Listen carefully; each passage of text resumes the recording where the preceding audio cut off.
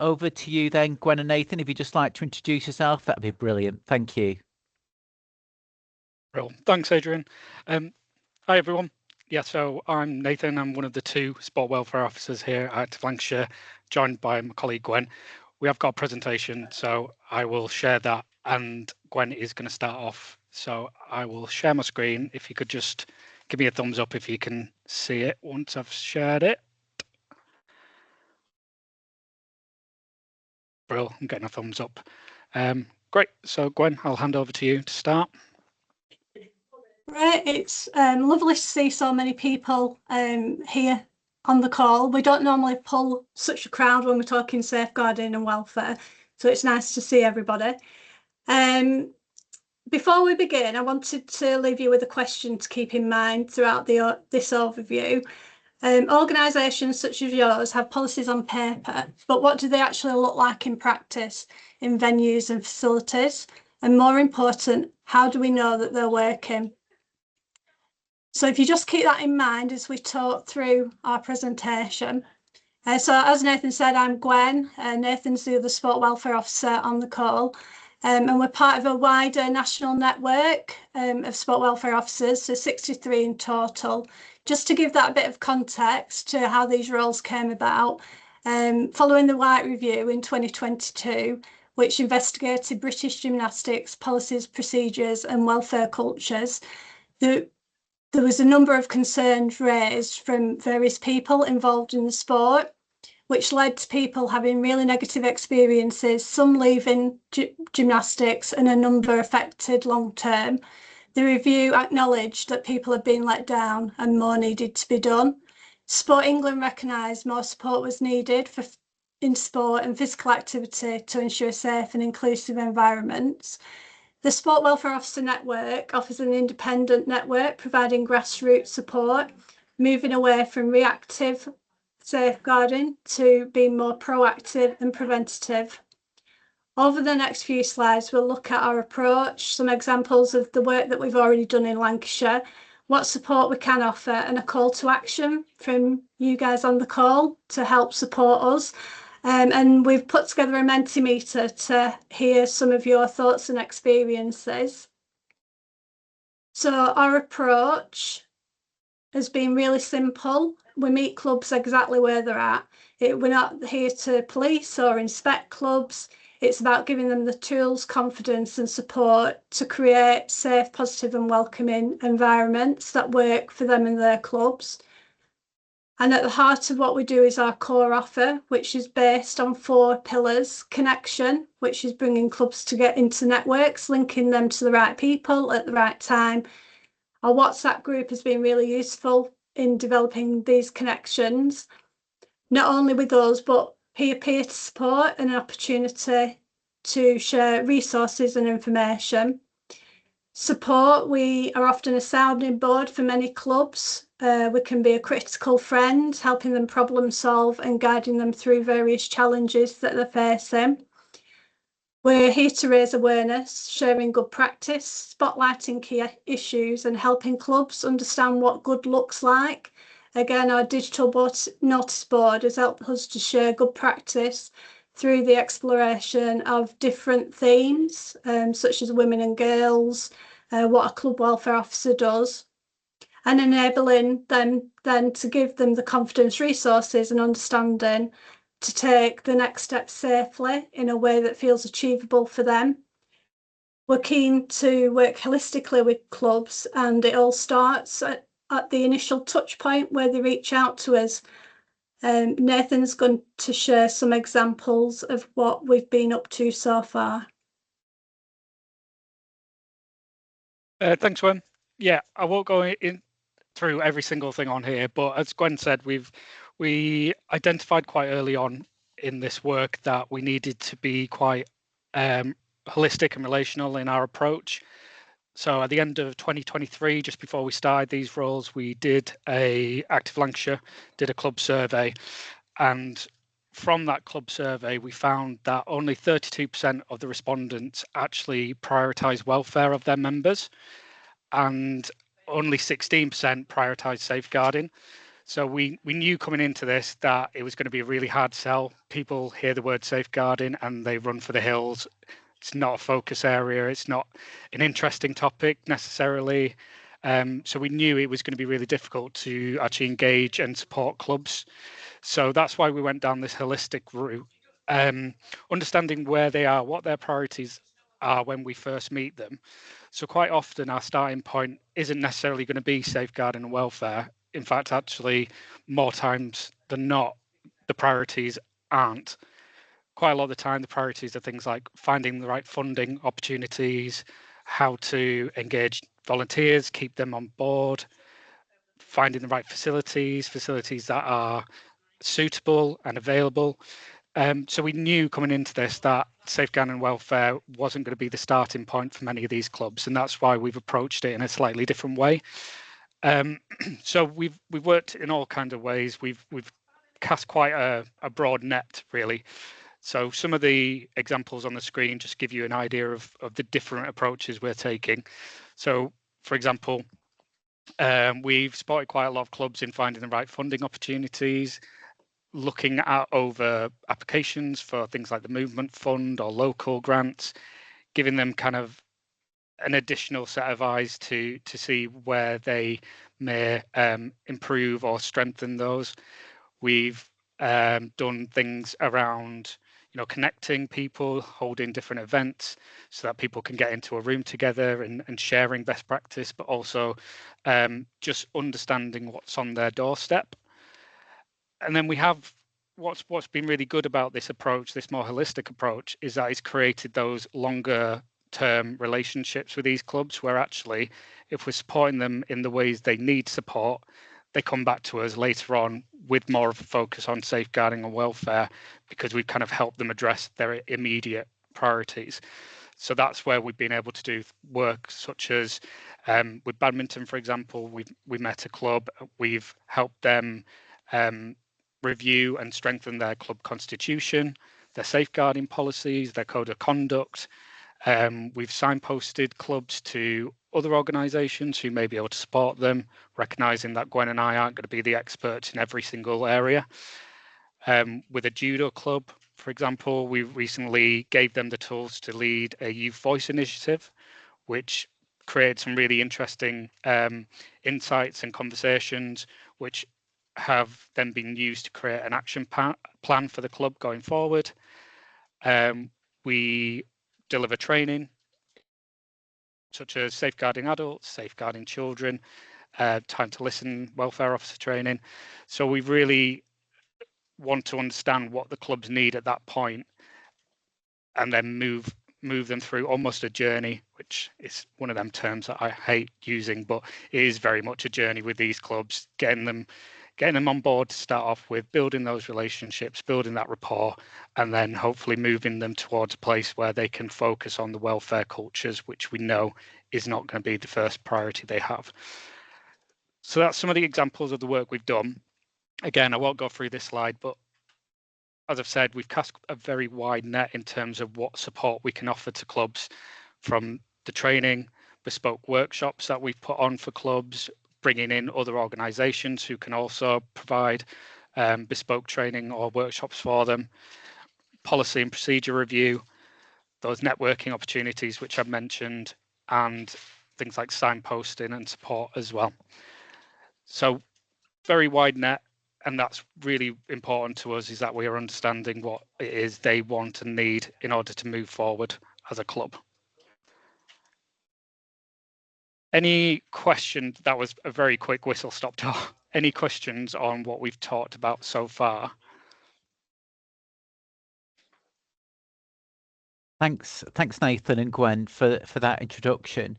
Can you just talk us through the training? What does the training actually look like? How do people access it? And is there a cost? Yep. So as part of the network, we are in partnerships with quite a few different organisations, one of them being UK Coaching. A lot of the national governing bodies now recognise UK Coaching as the place to go for things like safeguarding training and welfare officer training. So most NGBs will signpost their members, their volunteers to that training. So both Gwen and I are UK coaching tutors. So we can offer that training to clubs and community groups ourselves. So if all of our training is done through the learning zone, Active Lancashire's learning zone. If it's a club and community group from out of the area, there tends to be a cost. But what Gwen and I have recognised in Lancashire in particular is people won't access training if there is a cost. So we have a budget as part of our sport welfare role, and any club that's engaged with us is looking to improve their safeguarding and welfare cultures.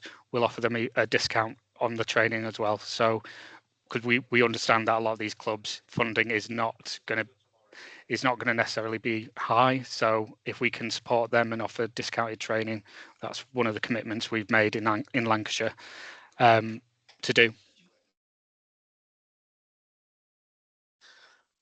Thanks, Nathan. That's really helpful. And Gwen, you mentioned about the WhatsApp group as well. Is that something that is specifically aimed at community clubs, or can our local authority leisure colleagues connect with that? Is it across county, or is it by district by district? Can you just tell us a little bit more about that? Oh, and obviously, what are the key topics? Thanks. So the WhatsApp group really is just, I guess, a holding place where clubs, community groups, local authority, there's Active Lancashire colleagues, there's all sorts of different type people sat on that group.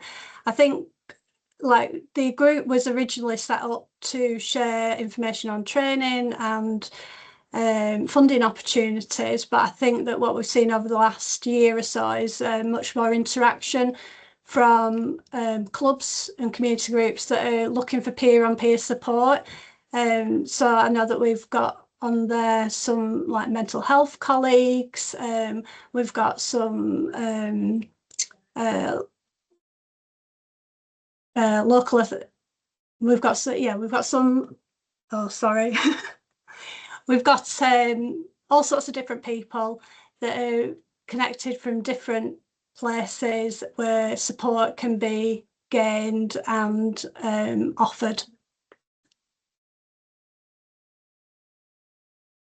Great. Okay, that's great. So that's a way for people to connect across, and it'd be really good if colleagues on the call, perhaps you could share that, how people might encourage their local clubs and networks to sign up. That would be really helpful. That would be really good, just to increase the connectivity and the engagement through the WhatsApp group.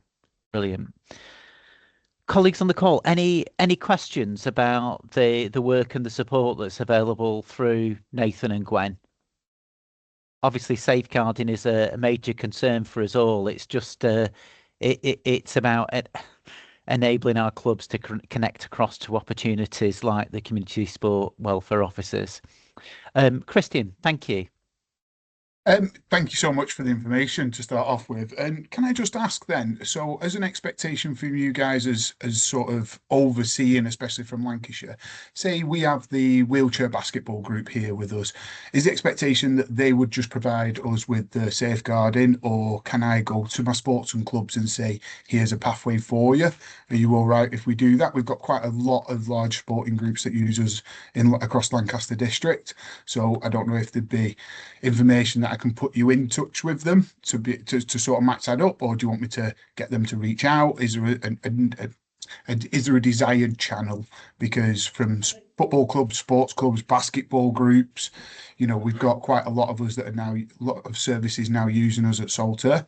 So I'm just conscious if you're wanting them to provide us with our safeguarding, or if they don't have it, us signposting them to yourselves. I think from my point of view, and part of like the reasoning behind this meeting today was to kind of understand where facilities and venues are at, what clubs and community groups are connected with them, what types of sports that they're offering, and then us to kind of work a bit of an action plan to how we can best support both yourselves and the clubs and community groups, and connect you better together. So once we've got some understanding around that, then that will help us direct people in the right direction so that we can offer the best that we can. In terms of clubs and community groups, at the end of the presentation, you'll see our contact details, which you're more than happy to share with clubs and community groups if they don't already have safeguarding policies and procedures in place. If they're not affiliated, then we can look at what's the best course of action for them to take. Thank you, because they all come from different groups, so I've got some, like we've got 150 bowlers here this morning. I know the bowling group won't be thinking of safeguarding. However, some of the gymnastics groups, we're all over that because we run that internally ourselves. So I'll steal the contact details after, but thank you so much. That's great. Thank you. Mark, thank you. Thanks for that. I just wondered, do you have any contact with the county-wide safeguarding officers group, which deals with safeguarding in a more generic situation for all our residents? Yeah, so we've had a few meetings with them. A lot of the conversations we've had have been kind of information sharing, so them kind of finding out about our role and vice versa and what support there can be. So we have had those conversations with them in terms of being, from an internal perspective, a lot of our internal safeguarding has changed. So once upon a time, we would have sat on those meetings quite regularly. Now that hasn't happened as frequently, but that's something that Gwen and I have been looking at reintroducing to our organisation so that we can be more connected with them. And we have started those conversations again. So the hope is that we'll be more connected with local provisions, because a lot of our role is about working locally and in place. And so those connections would be really useful to have. Okay. But thanks, Mark. It's a really good question, actually. I mean, Gwen, Nathan, just to be clear, escalation routes and the sharing of information where appropriate, and that would be driven by our policies and procedures. We would share that with those groups and vice versa, wouldn't we? Yeah, in terms of any concerns that come in, we would. If it's a club that's making a concern, it also depends on whether they're affiliated. Any affiliated club should be obviously running through the processes that the NGB put in place. In which case they may decide to go straight to the NGB, in which case we're not necessarily going to be involved in that. If they were to come to us, then yeah, we'd be informing, if they're affiliated, the national governing body and any local organisations that would need to know as well. So we would be escalating to the likes of the MASH team or the LADO or the safeguarding board. It just depends who the club is, really, as to whether we would go that route and whether we've had oversight of the concern. I think just on that as well, just so that there's no confusion, we're not here to investigate any safeguarding concerns. We might find out about stuff, but we're not here as an investigative body.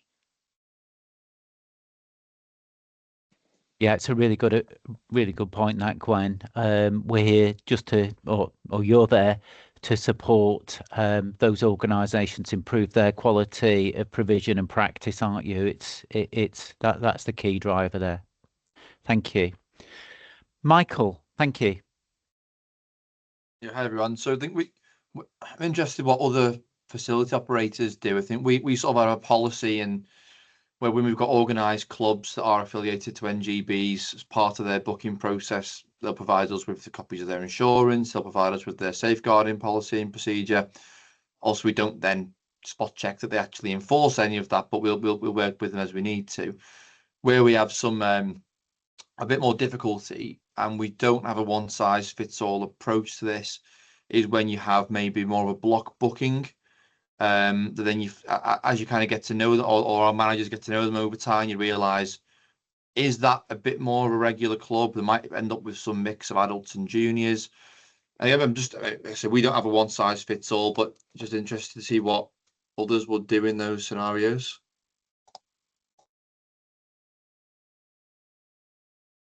Yeah, it's an interesting question, isn't it? Because it's we've fallen foul of this before. You ask people if they've got the appropriate certification and the links with the policies and the procedures, but someone has to actually go out and check them and ensure that they're there and do that on an ongoing basis.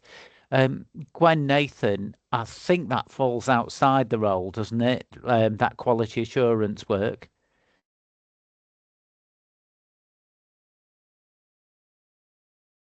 So one of the, again, it depends on whether they're affiliated or not, but really this kind of comes into our role ensuring that there is a level of compliance, and if they are affiliated to a national governing body, understanding what that relationship is with the national governing body. And the reason our roles came in was because actually from a safeguarding welfare perspective, a national governing body might have one person looking after the entire north or the entire northwest, in which case they haven't got the capacity to be going into clubs and checking that they have the right qualifications, that they have a safeguarding policy, that they're embedding it into their culture. So actually that falls within our role, not to necessarily go in and write a policy for them, but to ensure that actually they're following the national governing body's policies, or that they have their own if they're not affiliated. So that is part of our role in ensuring that there is that minimal standard being met. And interestingly, some of what you've said there, it actually relates to some of the questions on the Mentimeter, because this is part of what we're trying to understand about the relationships between yourselves and clubs or community groups using your spaces. Is whose responsibility do we think it is? Where does that sit? And are there checks being done?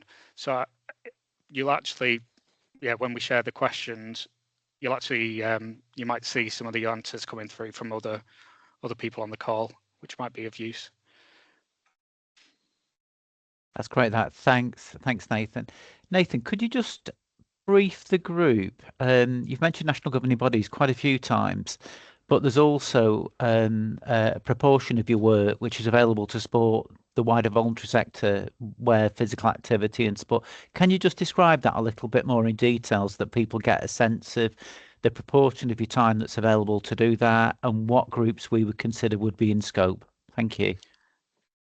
Yeah, so Sport England were quite clear at the start of this project that they wanted our time to be split 80-20. So 80% of the time should be focused on affiliated clubs to the national governing bodies, and 20 should be non-affiliated clubs. Now, one of the things Gwen and I said from the beginning was, in reality, it's the affiliated clubs who already have those mechanisms in place. They already have the national governing bodies safeguarding policies, procedures. They should already technically be provided with the tools they need. So actually we've said any organization that is, or club or community group that is offering some physical activity, we're willing to work with them, because actually they're the ones who will need the support. They're the ones who won't necessarily have these policies and procedures in place. So actually that could be where we step in and offer them some support. And one of the clubs that we met quite early on was not affiliated. It was a volleyball club. We're relatively new. They weren't affiliated at the time. And what we've done through our work is we've supported them to affiliation, so that actually we're not going in and saying, right, let's sit down and create a safeguarding policy, a code of conduct. We've helped them towards affiliation so that they're now under a structured national governing body that where they can access these things. And we appreciate not all clubs are going to want to affiliate. In fact, we've heard from quite a few they're actually wanting to step away from affiliation, and that's where we would then support them in making sure that if they're not going to affiliate, they have the right channels, they have the right processes in place. So it very much depends on who comes to us, but that 80-20 split, we've kind of put that on the back burner because we really appreciate that some clubs won't be affiliated and need the help that we can provide. I hope that answers that question. It does, and I just want to delve into a little bit further because I think this will affect our local authority colleagues. So, clubs potentially, which I'm just thinking about your martial arts clubs, for example, and I know we've had some issues there, so it'd be great to talk people through it. Or a dance club, for example, which is a club, but it's also a micro business, isn't it, for want of a better term? Can you just talk through whether we can offer support there as well? Yeah, absolutely. So martial arts is an interesting one because some types of martial art have their own national governing body and some don't. All of them will, however, fall under the martial arts code. And so there is, for martial arts groups, even if they're not affiliated, they've got the code which they will have to adhere to. So that one's a slightly different one to many other clubs out there. Clubs like dance groups, for example, there is a national governing body which looks after them. But again, you don't necessarily think a dance club would be affiliated. And in that case, what we can do is through the contacts we have with the NGB, if they don't want to affiliate, national governing bodies, they're not closed off. They're very open to people accessing their resources, accessing their information. And so actually what we can do is provide light touch support in terms of the policies and procedures where they're not necessarily having to go down the affiliation route, but they can still have access to the right governance and support. And there's lots of different, templates, policies, resources that we can signpost them to. And two of the biggest partnerships that we have are with the Ancraft Trust and the CPSU. And so if we don't have a national governing body, we've got the Ancraft Trust and the CPSU who can offer that support as well. That's great, that. And the Ancraft Trust and CPSU? So Ancraft Trust are the leading organisation who look after safeguarding adults. CPSU, the Child Protection in Sport Unit, is a branch of the NSPCC, and so they specifically work towards safeguarding children and young people in sport. That's brilliant. Thanks, Nathan, for giving us that overview. Colleagues, any further questions or queries? I just note on that slide in front of us, you've got the ask. You've got an ask there. But before we go into that, Cheryl, thank you. Thanks, Adrian. Sorry, I was just wondering how this sort of connects into Buddle. What used to be Sport England's Club Matters stuff. Yeah, so one of the partners on the project is Buddle. So we do a lot of work with Buddle and signposting in particular to Buddle because they are a font of knowledge. So we do a lot of signposting into them. Buddle have started connecting a lot more with UK coaching as well. So Buddle and UK coaching are collaborating on a lot of the training that can be offered as well. And that is actually something that Gwen and I have started looking into to become Buddle coaches ourselves. So yeah, we are linked with Buddle. We'll signpost and any opportunities that Buddle have, such as training or workshops or e-learning, we can also post them out via our notice board or WhatsApp so that people know that Buddle's there as a source of support. In terms of the club mark, we don't have that anymore, unfortunately, which I think some people are happy about, some people aren't. But it's still set that kind of benchmark for what people should be expecting to see from clubs and community groups as well. So yeah, still very much involved with Buddle, just not on the club mark side. Yeah, good to know. Thank you. Thanks, Cheryl. Linda, thank you. Yeah, I was just thinking how we can help as an organisation, and would it be worth, because we have a lot of established groups in our areas, maybe sending out an email with, if you could put something together, happy to do that, because I'm thinking our groups, our established groups, will be talking to new people coming through, so they could signpost, and how would we get onto the WhatsApp group as well? Yeah, that'd be brilliant. We have kind of a template almost of an email we send out to new clubs. We're more than happy to share that with you. We can share the slides from today, obviously tweak them a little bit to make them relevant for clubs. We've got all kinds of information that we're happy to be sent out to clubs. So if you can make any of those connections for us, that'd be really beneficial for us as well. Thanks, Linda. And just on that connectivity, Nathan and Gwen, you've actually done some breakfast meetings, you've done some open sessions, you've done some kind of show and tell type stuff, haven't you? Can you just talk us through that? Yeah, so in May last year, we ran a series of 5 breakfast clubs, really informal get-togethers just for people to come along. A few hours in the morning, we fed everybody who came, and it was just an opportunity for people to connect with one another. Across the 5 sessions, I think we had just shy of 100 people attend. It wasn't just clubs, it was support services. So we had over in Fleetwood, we had the CAMS team, for example, turn up who were really interested in bringing more physical activity into their services to support their people that they're working with. We had some clubs and community groups from around the area. It was open to anybody really who was interested in physical activity and support. So they went really well, and from that we've been able to work with some of those clubs and community groups in a little bit more detail and do a bit of a deep dive. And we repeated that in November with a supper club. We just did the one, see what kind of appetite there was. Again, good attendance at that one as well. We've done online forum, which was very early on as a bit of an introduction to us. But going forward, we're really keen to do more of the networking and connection events, because we really feel that that's where people are drawing a lot of benefit from. And as Gwen said, in terms of that WhatsApp group, when we first started with that, we thought it was just going to be a kind of an information sharing platform.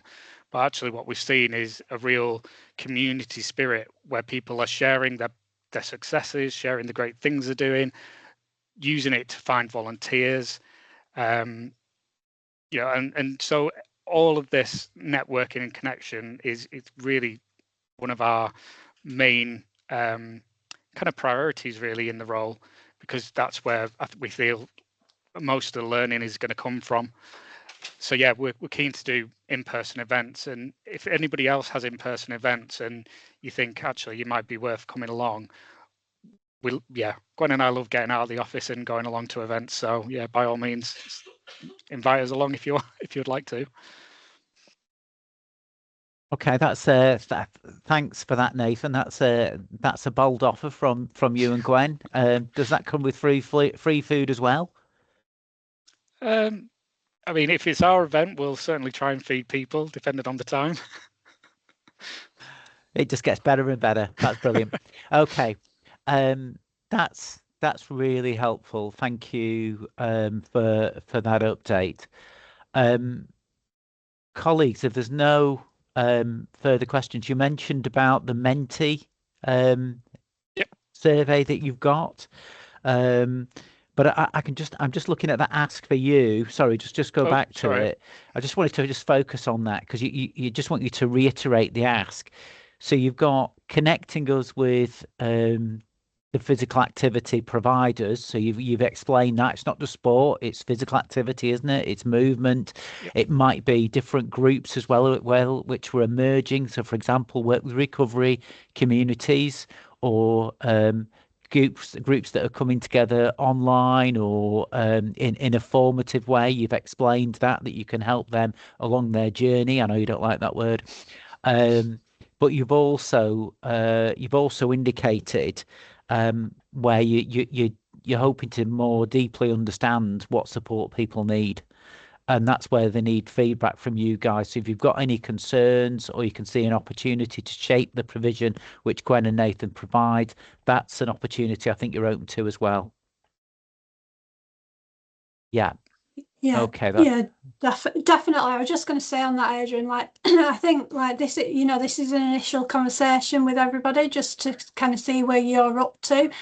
We'd like to take a deeper dive in, into what's happening in your venues, your facilities, to help give the right support at the right time to those clubs and community groups, but also yourselves as well. So like if there's issues around, you're not too sure where a club's up to with their welfare and safeguarding practice, then it might be that we can help support that relationship to develop those practices and those better cultures within those places and spaces.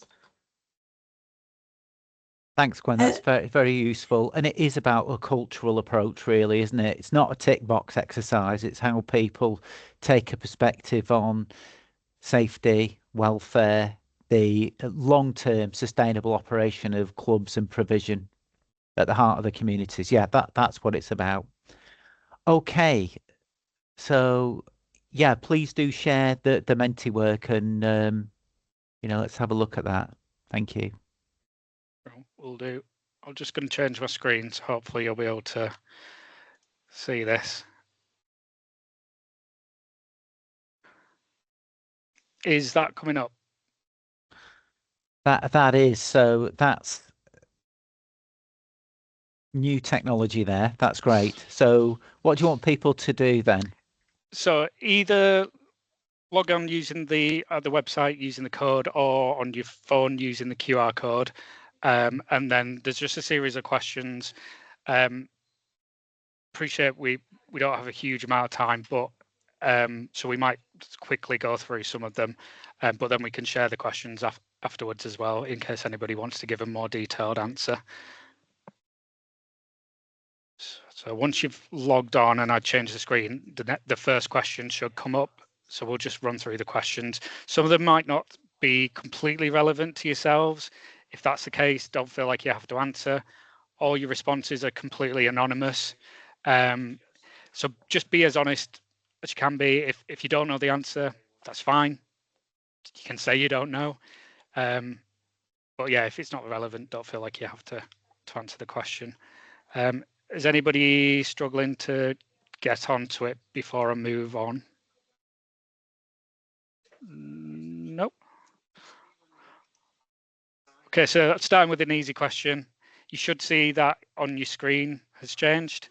So prior to today, how confident were you in your understanding of the sport welfare officer role? Again, all anonymous. You can be completely honest. If you had no idea we existed, that's absolutely fine. That's why we're here.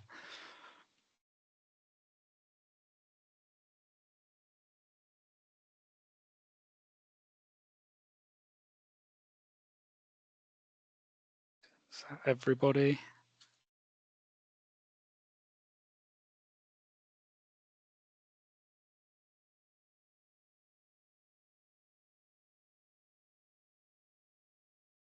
Okay, I'll move on.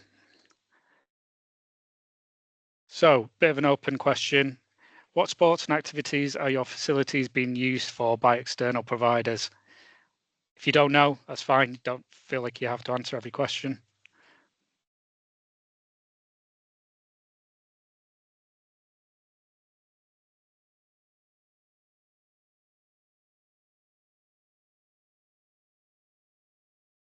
That's fine.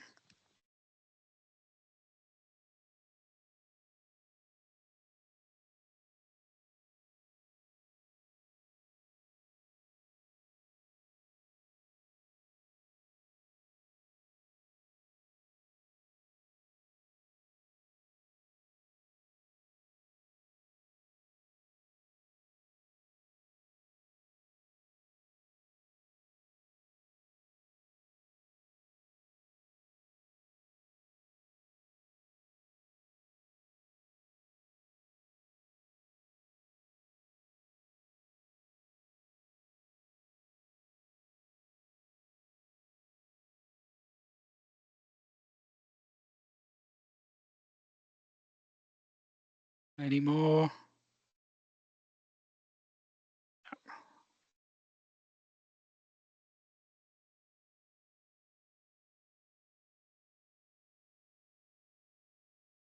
Well, okay.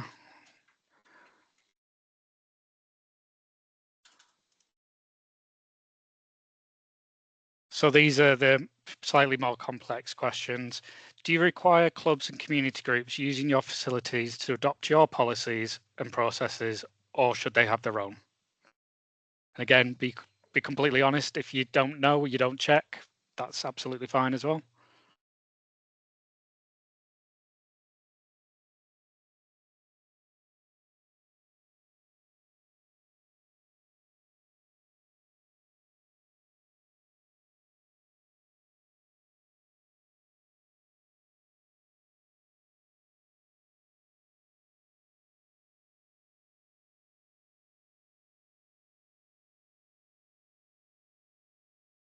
Okay. Move to the next question. Helen, I can see you just put your hand up. Have you got a question? Thank you. I have, but it's okay if it's just moved on automatically. It's because we're not a provider. I'm struggling to, sorry, we are a provider. We don't have facilities. I'm struggling to answer, but if it's okay for me just not to answer, then that's fine. Yeah, if the question is not relevant to you, then don't worry about answering. Okay. That's absolutely fine. Thank you. That's okay. So yeah, this question, how do you know whether these groups have adopted or have their own policies and procedures? What mechanism do you use to check? Again, if you don't check, that can be your response. That's fine.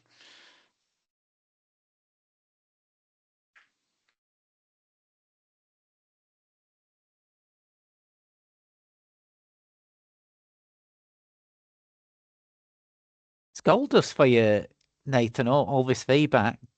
Yep, this is what we wanted. Understand those relationships. So it's good.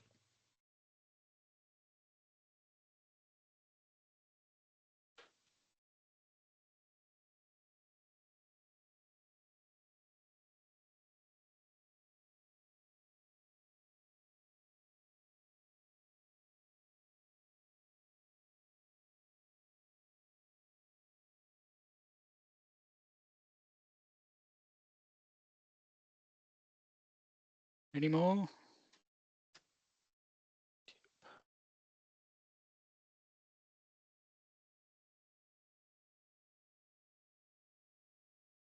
Okay, we'll move on to the next question. So these are sliding scales. So out between 1 and 5, what I'd like you to do is place where you fit on the scale. So for each statement, slide the scale, 1 being not at all, 5 being completely. So first question there, how well do you know the clubs and community groups using your facilities?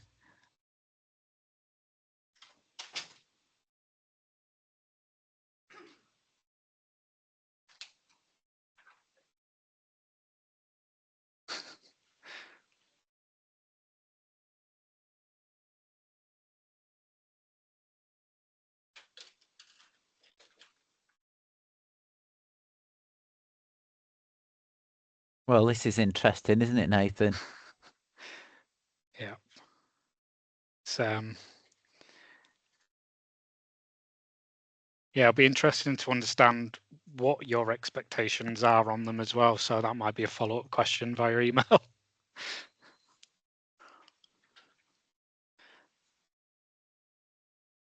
I've got to say it's at the right end of the scale, though, isn't it? That's Yeah, the absolutely. important thing. That's the important thing. Or maybe we were overly confident. Any more on this question before I move on?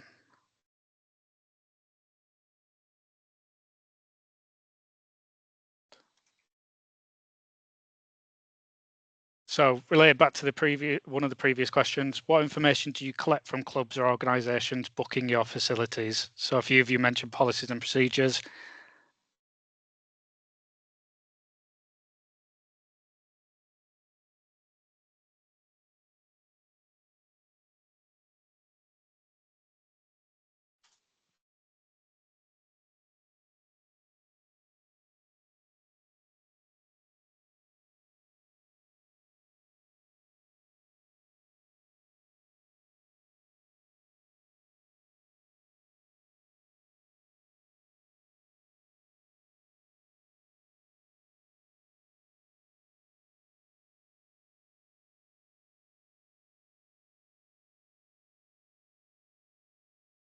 welfare contact, understanding in-house procedures.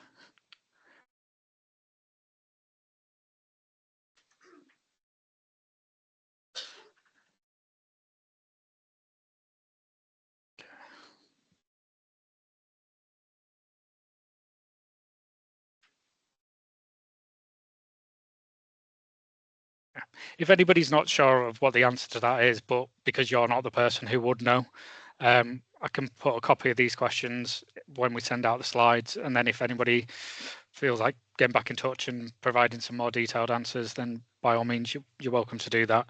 Appreciate we're time poor and at the moment.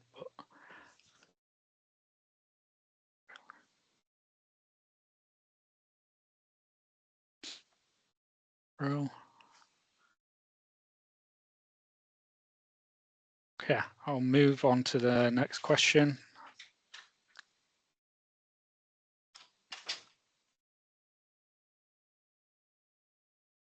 Okay, I don't think we're far from the end. So in your facilities, is there visible and accessible information about safeguarding practices, such as how to report a concern?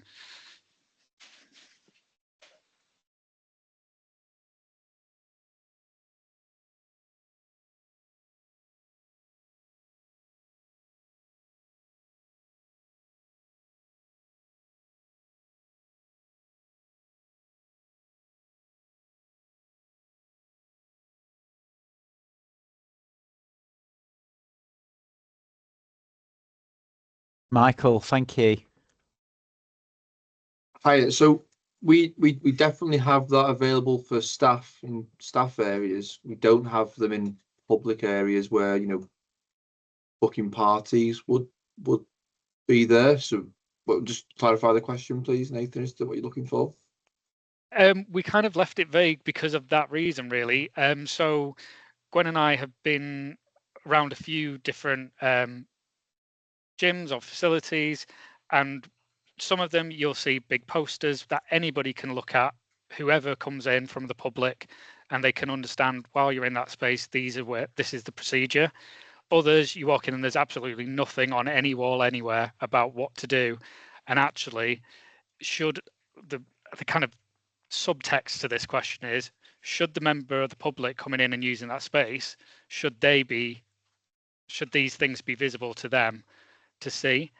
So if it's sat in a folder somewhere and someone who comes into your space as a client, as a customer, doesn't know what the procedure is, are they realistically going to be reporting a concern? So it's really how you, I mean, your answer there, your question there's kind of answered it really. Should these things be visible to the public, or do we think not? So again, a bit of a follow-up, I guess, for that one. I think, like, from this point of view, it could be that there's maybe an over-reliance on the expectations of what maybe a club or community group has in place. So if you've got accessibility for safeguarding practices and policies and procedures that people can access at the venue rather than it being the club, because you can't always rely on clubs to maybe have what they need to have in place, or they may have what's needed as minimum standards, but what does that look like culturally? So are people able to share a safeguarding concern or practice if they needed to, external to the club, and would they know how to do that?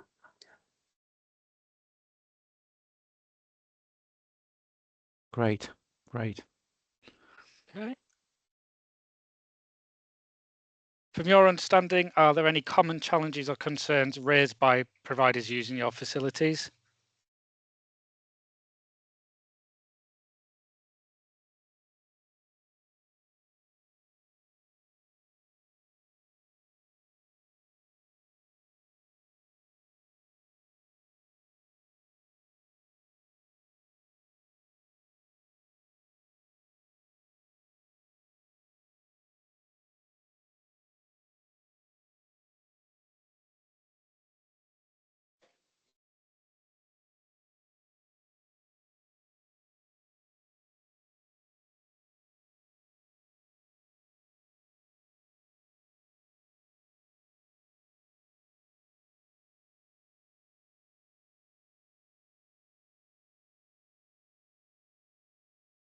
Yeah, we kind of appreciate with this one that if particularly if a club is using your space but they have their own policies and processes, you're not necessarily going to hear about these things. It was more of a question to see if actually anything was being shared with you within your spaces. By the looks of it, not a lot are, which is fine.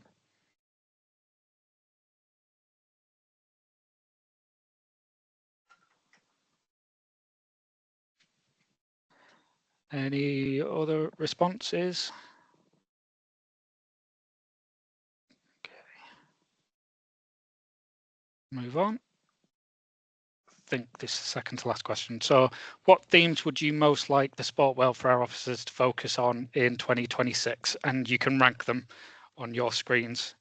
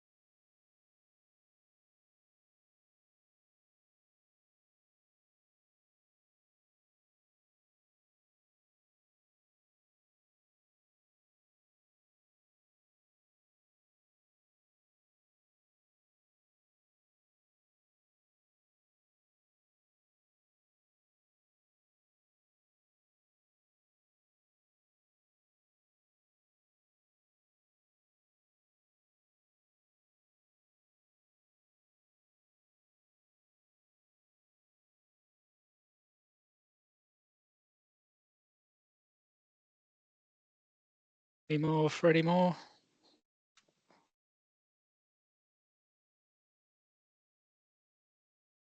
Okay. I think we must be near the end now. Yep, this is the last question. So, in 3 words, what would a gold standard welfare environment look like in your venue or your organisation?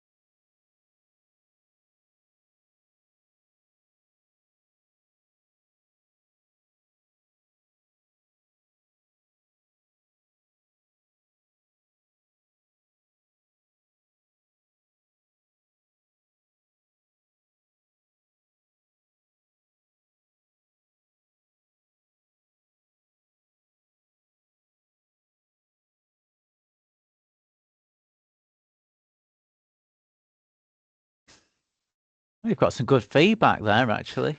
Yeah, Yeah. very useful Very helpful. feedback. I'll just give that 20 more seconds and then I think that is the end of the questions.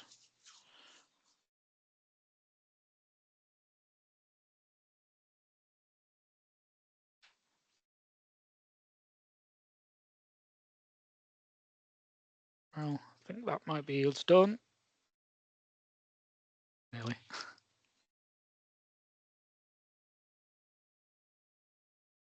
Great. Okay, Nathan, Gwen, you're going to send the slides out with your contact details, so we'll get that circulated across so that people can do that. Everything that you've provided today and the video discussion you can share with other people. We'll do a little newsletter as we did before. You can forward that on to people. And as you say, if people want to put themselves forward to have a discussion about hosting a local event, a local discussion with your network, you're open to that, aren't you? Yep, absolutely. That's brilliant. Thank you. Thank you, Nathan. Thank you, Gwen. And thanks for everyone for sticking with us. That's been really helpful. And obviously you've got a lot out of that, Nathan and Gwen, in terms of next brilliant. steps. Thank you very much. That's really helpful. Daz, are you there? Are you? I am. Yeah. Can you just fit in 30 seconds? What have we got coming up on CPAN? Thank you. Are you ready for this? Coming up on CPAN on the 9th of March, we've got Danny and Natasha from Simspa. We're going to attend and telling us about their Employability Academy. On the 13th of April meeting, we are joined by Caroline and Lucy from BASIS, national organisation responsible for sustainability in sport. They're going to tell us about their Sport England role on sustainability. And then on the 11th of May meeting, we are hopefully going to be joined by Tracy from the Grand Depart team. And they're going to sort of talk to us about how we in Lancashire can maximise the opportunity for the Grand Depart Tour de France. Is that 30 seconds, Adrian? That was brilliant, that, Daz. Thank you so much. You. Right. Thank you, Gwen and Nathan, again. Hope people on the call will get in contact with them and follow that up. Share the message, share the connections, build a bigger network. Thanks for your support and have a great day. Thank you. See you now. Thanks. See you later. Thanks as always. Bye. Bless. Bye.